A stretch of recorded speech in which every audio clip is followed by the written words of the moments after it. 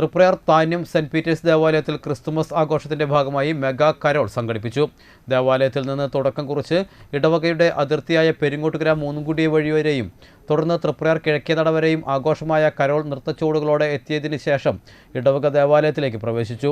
ഇടവക വികാരി father Paul Kallikkadan Christmas സന്ദേശം നൽകി. വലിയ സന്തോഷത്തിൻ്റെയും സത്വാർത്ഥ അറിയിച്ച വലിയൊരു തിരുനാളാണ് ക്രിസ്തുമസ്.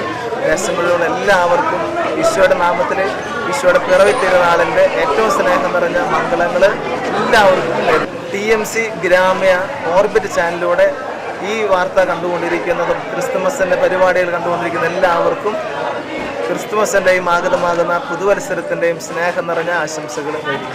ആഘോഷങ്ങൾക്ക് ഇടവക കൈക്കാരന്മാരായ ജോർജ് വാലിക്കുടത്ത്, സണ്ണി ചെറിയത്ത്, പ്രതീഷ് ജോസ് ചെറിയത്ത് എന്നിവർ നേതൃത്വം നൽകി. പിറവി തിരുനാളിൻ്റെ തിരുക്കർമ്മങ്ങൾ രാത്രി 11:30 ഇടവക ദേവാലയത്തിൽ നിന്നും ആരംഭിക്കുമെന്നും ഇടവക PRO ജെയിംസ് അരിമ്പൂർ പല്ലൻ അറിയിച്ചു.